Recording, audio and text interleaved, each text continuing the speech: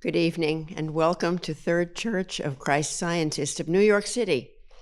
Let's begin the meeting with singing hymn number 342. This is the day the Lord hath made. Be glad, give thanks, rejoice. Stand in his presence unafraid. In praise, lift up your voice. All perfect gifts are from above, and all our blessings show the amplitude of God's dear love, which every heart may know. Number 342.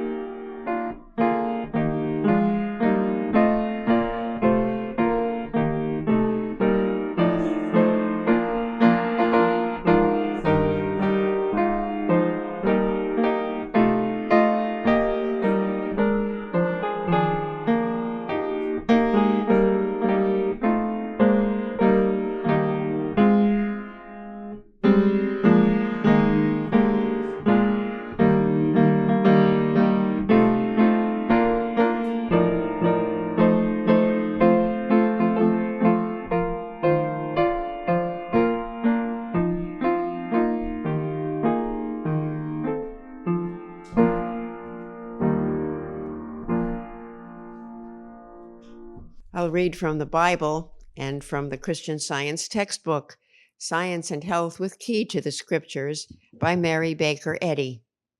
The subject of this evening's readings is gratitude. The Bible, 1 Chronicles. Give thanks unto the Lord, call upon his name, make known his deeds among the people. Sing unto him, sing psalms unto him. Talk ye of all his wondrous works. Glory ye in his holy name. Let the heart of them rejoice that seek the Lord. Seek the Lord and his strength. Seek his face continually. Remember his marvelous works that he hath done, his wonders, and the judgments of his mouth. He is the Lord our God. His judgments are in all the earth. Be ye mindful always of his covenant, the word which he commanded to 1,000 generations, even of the covenant which he made with Abraham, and of his oath unto Isaac, and hath confirmed the same to Jacob for a law, and to Israel for an everlasting covenant. Sing unto the Lord all the earth. Show forth from day to day his salvation. Declare his glory among the heathen, his marvelous works among all nations. For great is the Lord, and greatly to be praised. He also is to be feared above all gods. For all the gods of the people are idols, but the Lord made the heavens. Glory and honor are in his presence. Strength and gladness are in his place. Give unto the Lord the glory due unto his name. Bring an offering and come before him.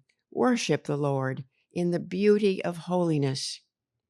Oh, give thanks unto the Lord, for he is good, for his mercy endureth forever. Psalms. I will love thee, O Lord, my strength. The Lord is my rock and my fortress and my deliverer, my God, my strength in whom I will trust, my buckler, and the horn of my salvation, and my high tower. I will call upon the Lord, who is worthy to be praised. So shall I be saved from mine enemies. The sorrows of death compassed me, and the floods of ungodly men made me afraid. In my distress I called upon the Lord, and cried unto my God. He heard my voice out of his temple, and my cry came before him even into his ears. He sent from above, he took me, he drew me out of many waters. He delivered me from my strong enemy, and from them which hated me, for they were too strong for me.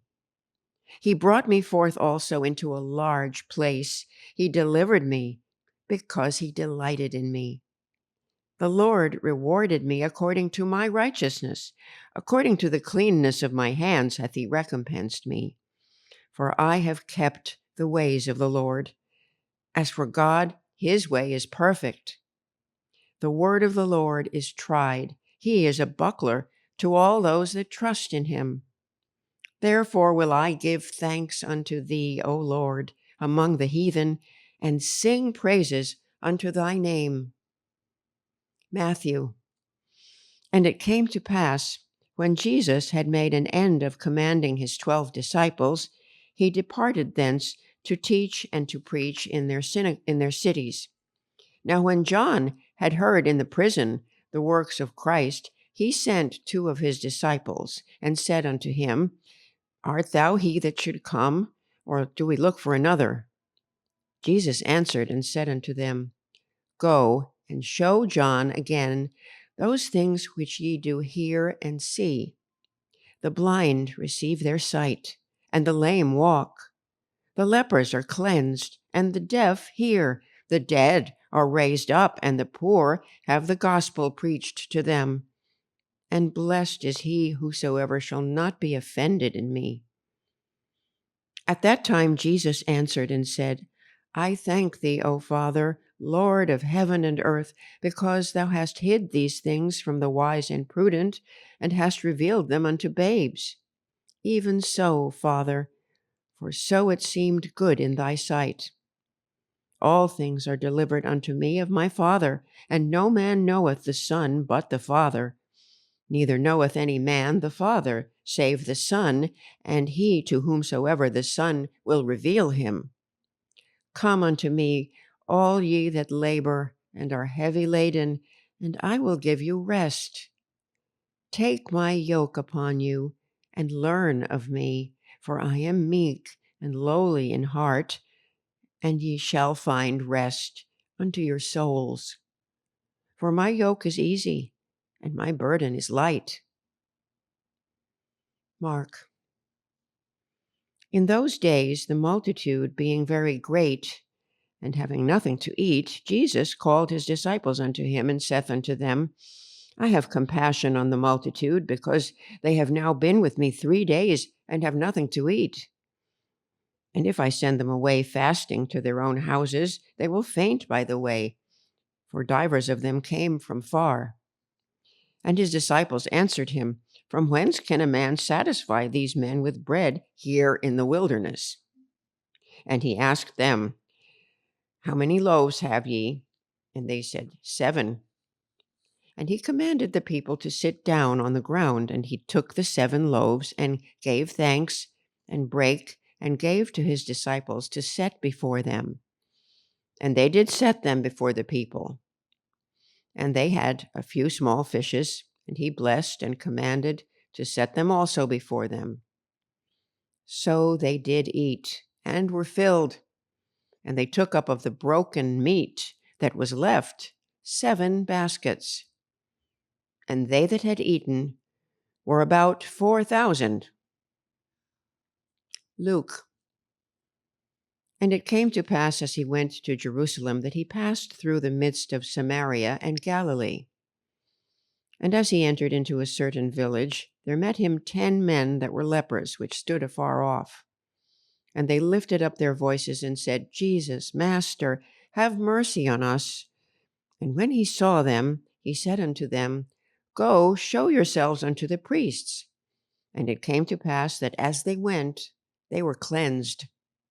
And one of them, when he saw that he was healed, turned back, and with a loud voice glorified God, and fell down on his face at his feet, giving him thanks. And he was a Samaritan. And Jesus answering said, Were there not 10 cleansed? But where are the 9? There are not found that returned to give glory to God, save this stranger.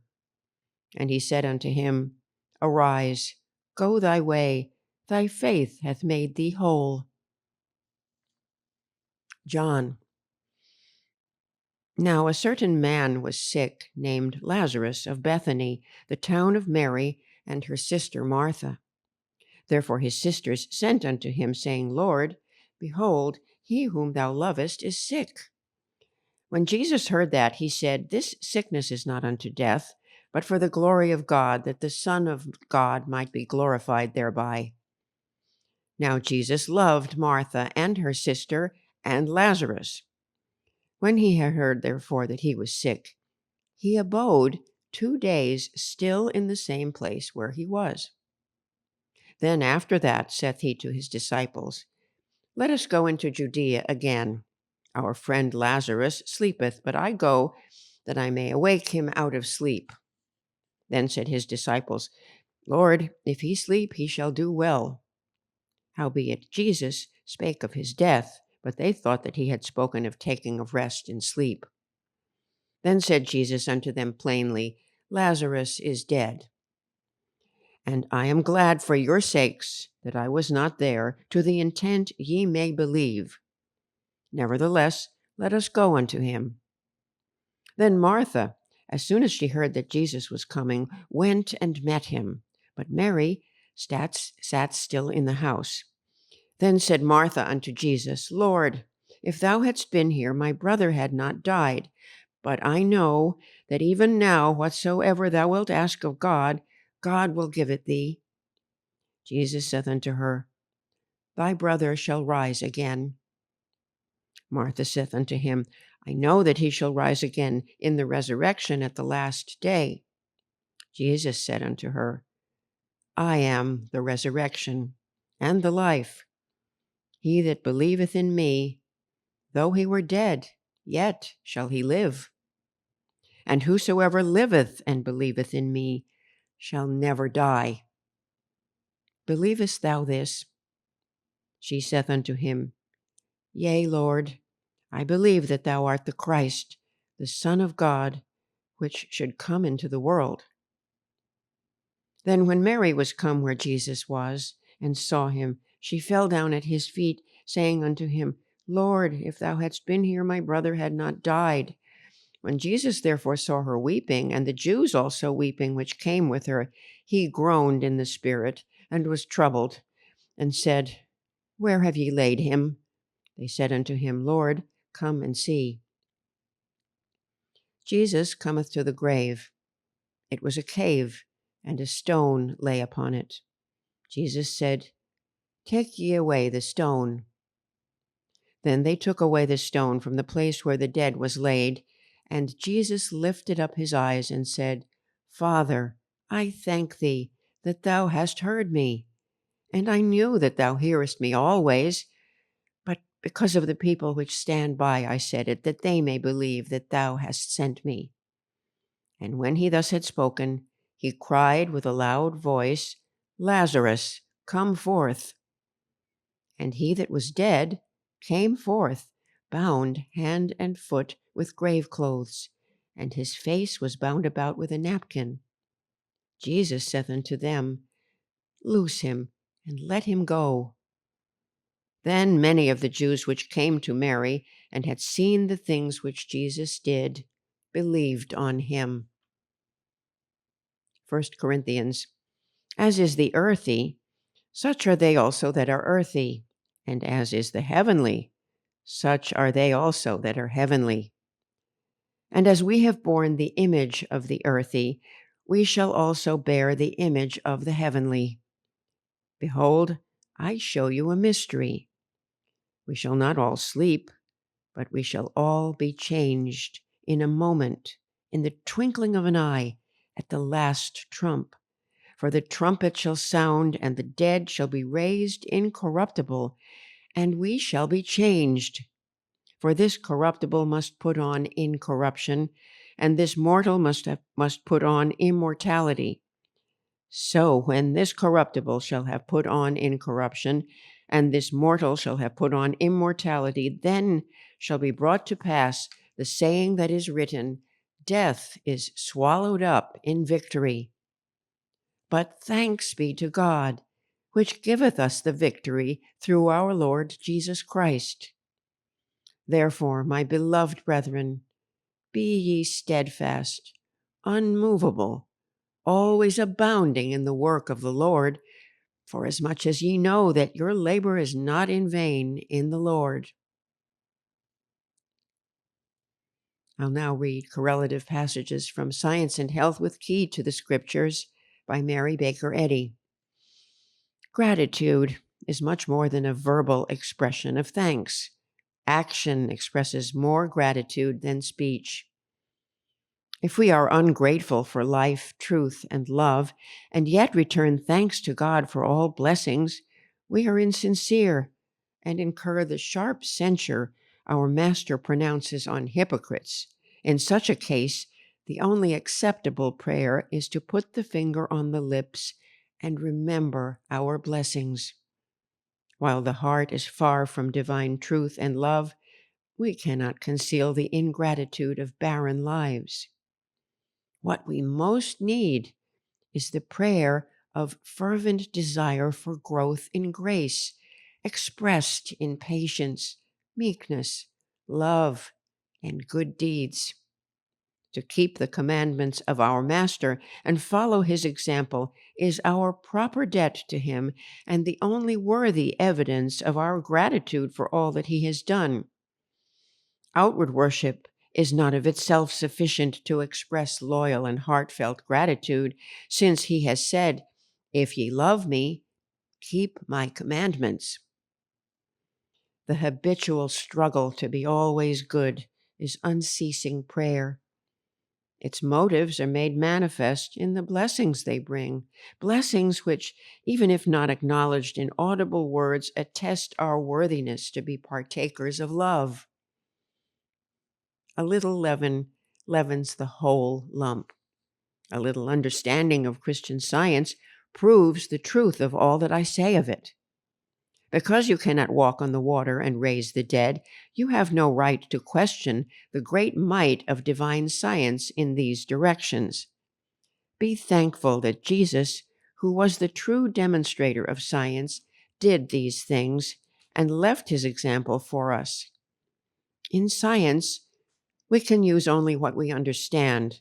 We must prove our faith by demonstration. For victory over a single sin, we give thanks and magnify the Lord of hosts. What shall we say of the mighty conquest over all sin? A louder song, sweeter than has ever before reached high heaven, now rises clearer and nearer to the great heart of Christ. For the accuser is not there, and love sends forth her primal and everlasting strain. The true Logos is demonstrably Christian Science, the natural law of harmony which overcomes discord. Not because this science is supernatural or preternatural, nor because it is an infraction of divine law, but because it is the immutable law of God, good.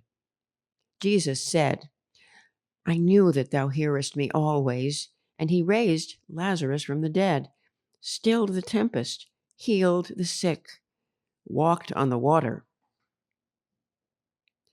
The tender word and Christian encouragement of an invalid, pitiful patience with his fears, and the removal of them are better than hecatombs of gushing theories, stereotyped borrowed speeches, and the doling of arguments which are but so many parodies on legitimate Christian science, aflame with divine love.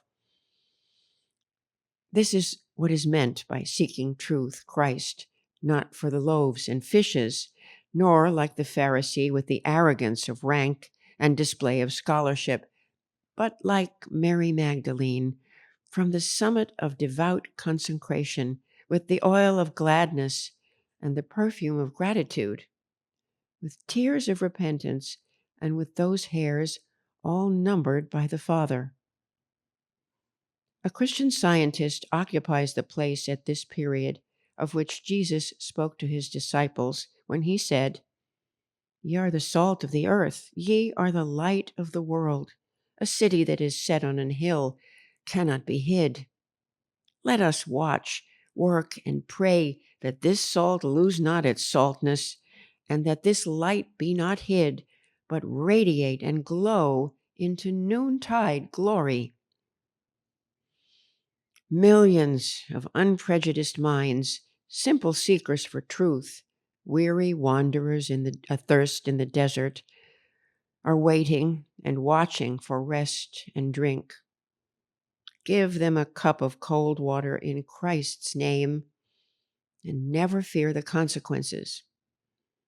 What if the old dragon should send forth a new flood to drown the Christ idea? He can neither drown your voice with its roar, nor again sink the world into the deep waters of chaos and old night. In this age, the earth will help the woman. The spiritual idea will be understood. Those ready for the blessing you impart will give thanks. The waters will be pacified, and Christ will command the wave. If we feel the aspiration, humility, gratitude, and love which our words express, this God accepts. And it is wise not to try to deceive ourselves or others, for there is nothing covered that shall not be revealed. Are we really grateful for the good already received? Then we shall avail ourselves of the blessings we have, and thus be fitted to receive more.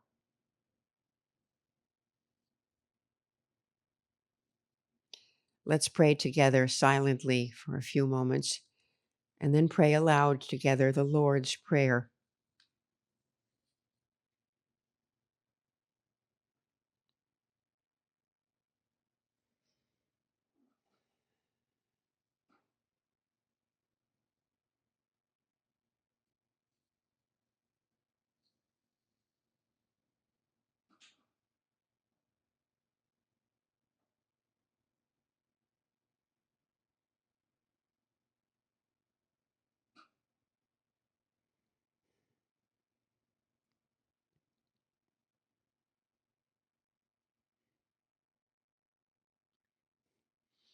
Our Father, which art in heaven, hallowed be thy name.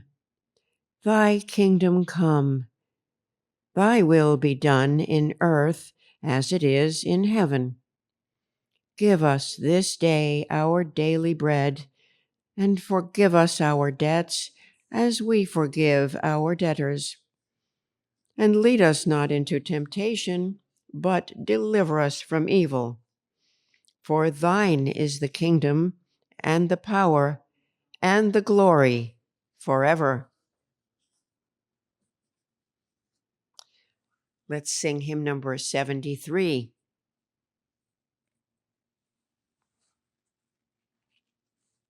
Glory, honor, praise, and pure oblations unto God the Lord belong. Come into his presence with thanksgiving. Come before him with a song. In his hand is all the power of nations. Sing to him, ye joyous congregations, psalms of gratitude and praise unto God the Father raise. Number 73.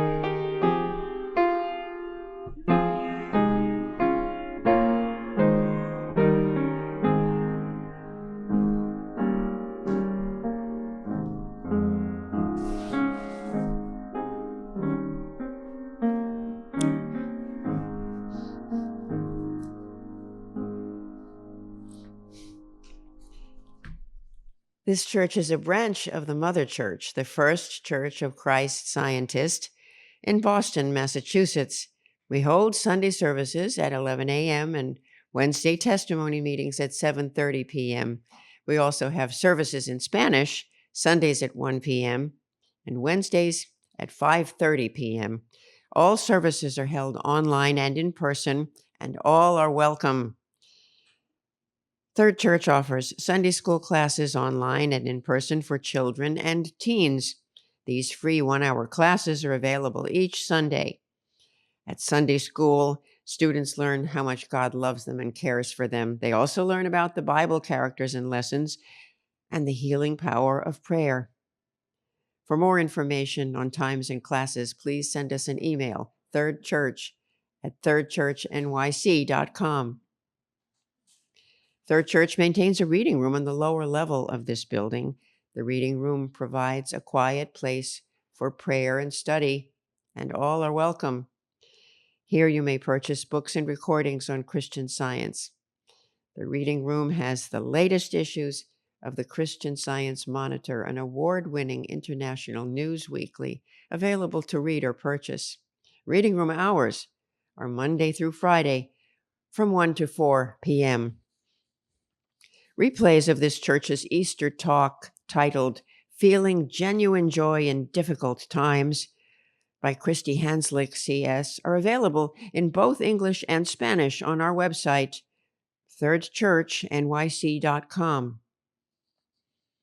Our meeting is now open for all to share experiences of healing and spiritual insights that prove God's ever-presence and power in their lives.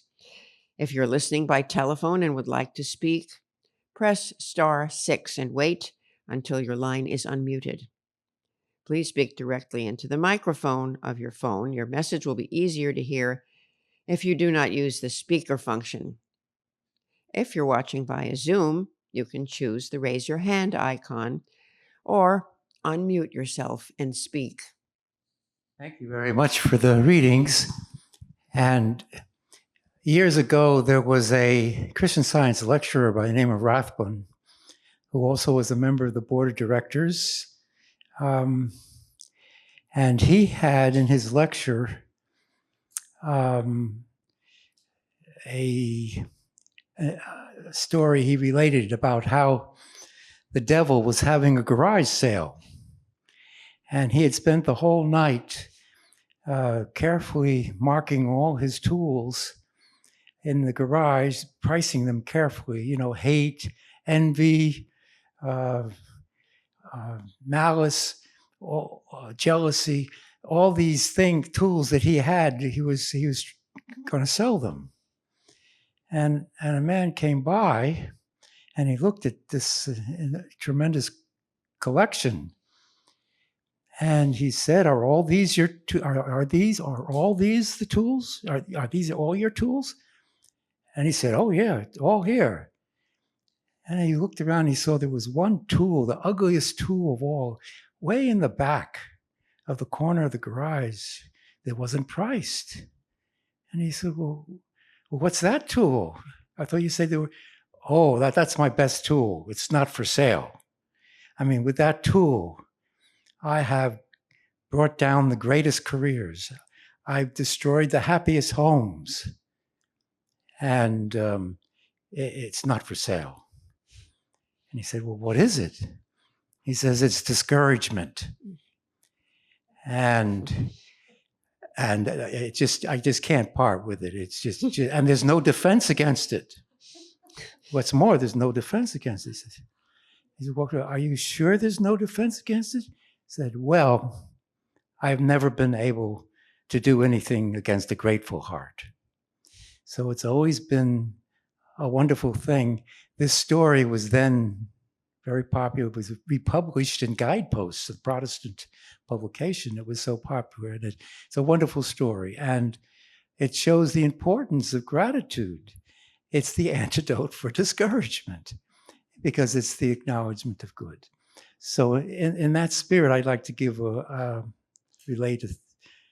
This week, I had an opportunity to prove this. And just a few days ago, I was really bowled over terribly with a physical problem. I didn't know what it was at the time. I could hardly breathe or even, function. And it hit me very quickly. And I think if I was not a Christian Scientist, I would have called an ambulance. I think anybody who with these symptoms would have called an ambulance. But I had been studying the chapter on practice this last week or two. And in the chapter, it's very clear that there are two things very important in practicing Christian Science that when we have problems that come to us, they are beliefs. They're nothing more than beliefs. And it's fear that brings them on. That's the 1-2 punch of mortal mind, belief and fear. And the antidote for that is truth. Truth is nothing but the power of truth can prevent the fear of error, and also love. Perfect love casteth out fear. Very clear. And I was working with those a lot this week. And then in this week's lesson, the fourth section, citation number 19 in Science and Health. It's a wonderful citation. Says, there is one mind, and this omnipotent mind is reflected by man and governs the entire universe. And as I read that this week, the idea of reflection really hit me. And Mrs. Eddy tells us that in prose works, she says, through the divine energies, one must either get out of himself so far as his consciousness is the reflection of the divine, or he must, through argument and the human consciousness of both evil and good, destroy evil. And I realized that this is reflection, that in reflection, if my conscious, Mrs. Eddy so many times would instantly heal, she would just, through the divine energy, she would just get out of her, the physical picture of things. And there was instantaneous healing. That's the instantaneous healing, is by simply breaking the mesmerism through reflection. And I thought, and then I hit that lesson, that citation this week's lesson about reflection. I realized reflection means not just mirrors; it also means mind knowing of itself. So man is the result of mind's knowing. And therefore, as the result of that knowing, man expresses total perfection, and the error just disappears. So that's what I was working with this week. And as I thought on these ideas, the thing just lifted completely, very quickly. It was just gone. And so, as in the spirit of tonight's topic on gratitude, I'm tremendously grateful because, as I say, the symptoms were so alarming that anybody else would have been rushed to. What it was, I believe, a belief of indigestion, because I'm not a great cook, and I had taken some things that some ingredients were too old, and I shouldn't have used them that night. But it was a severe case of indigestion. But I think anybody else would have been rushed to a hospital in an ambulance. And I'm grateful that I turned to the truth, as this week's lesson points out. We don't go after other gods. We don't make a god out of drugs, out of doctors or hospitals or medicine. We love doctors. No, doctors are fine people, but we don't deify them, and we don't we don't substitute faith in doctors or hospitals or drugs for our faith in God. So thank you very much. Thank you. Following up on ambulances and hospitals, etc. Several years ago, I had a severe stomach issue, and it was often very painful. And one night it was so painful. I was under the care of a practitioner, but one night it was so painful that I called the practitioner. I said, I think I have to go to the hospital. I was that sort of in extremis and fearful, and I suppose disappointed, frustrated, discouraged that after several days this was not disappearing, but sometimes getting worse. And the practitioner, whom I knew fairly well, her husband was a member of my association. And she said, well, if that's what you feel you need to do, I will support that with love. And then she kind of changed the topic. And I don't remember exactly what she said, but she said, call me in 30 minutes.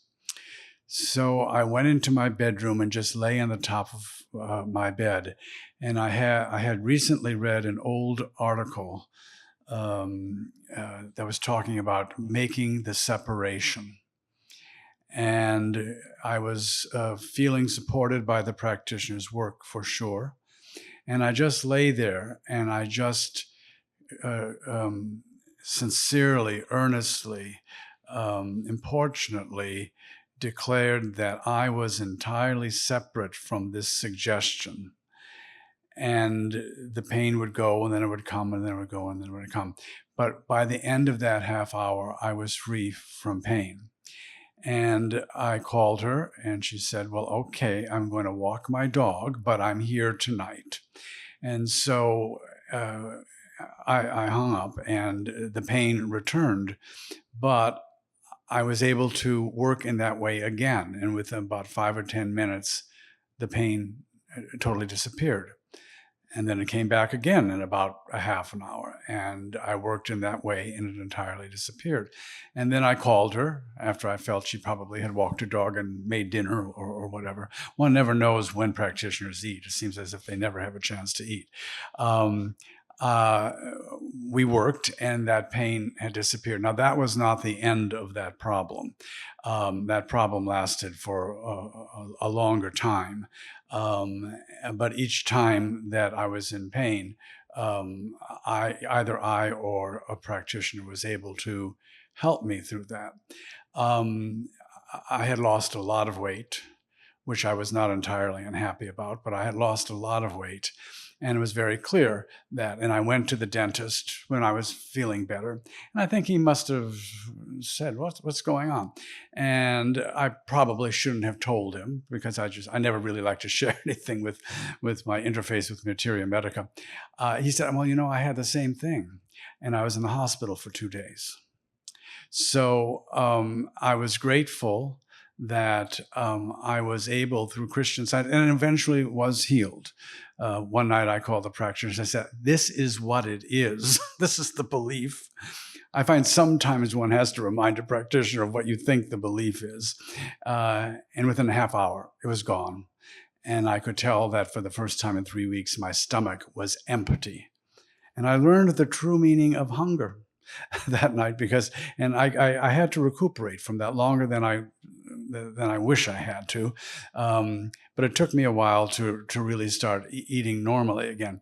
But it was so clear that night that whatever that was just absolutely left, and it didn't return.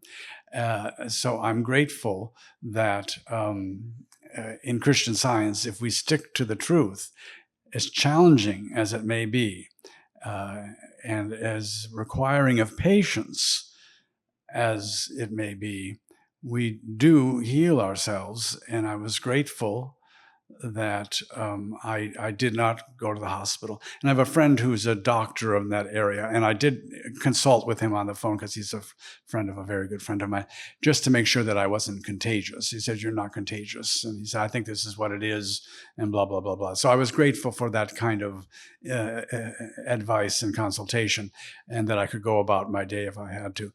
But I was grateful that that temptation to rely on Materia Medica was quickly dissipated by the work that evening. Thank you for your readings. Thank you. Thank you for your readings tonight and on gratitude. There was a practitioner or a lecturer that had a very good lecture on animal magnetism. And that's the subject of the lesson in Christian Science churches this week. And the name is always a little bit intimidating, not in common parlance. But then in this lecture, the animal magnetism was said, what it is, it's a term for a false belief. That's what it is. It's a term. And the activity of animal magnetism was called something else, which is also unreal. And it was, and the belief in a force opposed to God is met by the truth. And that's the remedy, telling the truth that makes the false belief, the falseness of the belief obvious. There was, and in this lecture, he was saying, if you see something that you say, well, I can fix that. He said, stop, don't do that, because that's admitting the reality of the problem, and then that you say, well, I'm going to fix that. The approach was to resolve and say, I'm not going to be fooled by the appearance of the physical senses, or that there is a presence opposed to God. We're taught that man is in God's image, and anything that's unlike God is not part of our identity our spiritual identity. And that isn't starting from the point of view of fixing something. That's from the point of view of denying its reality. So in this week's Sentinel, there's a very great article. I liked it. It resonated with me for a couple reasons. First, it illustrated that idea. She was talking about that she was having colds. Whenever she had a cold, she had sort of mastered it.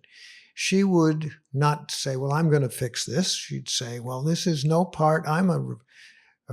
My identity is reflecting life. And in that life of God, there is no discord and disease. And I'm not going to accept that. And I'm just going to say, no, I'm not going to fix it. I'm just going to say, no, that's not real. And she had mastered the metaphysics of that pretty well. She was sort of proud of herself. She had fixed this and knew what to do whenever the suggestion appeared. And she'd work on it. She said, but one time I saw the suggestion. I prayed and I reversed it. I denied the reality of it. And I affirmed that I was a reflection of life. And in that life, there was no cold. But it sort of lingered. And so she was studying, and it was the story of Jesus deputizing apostles to go out and heal.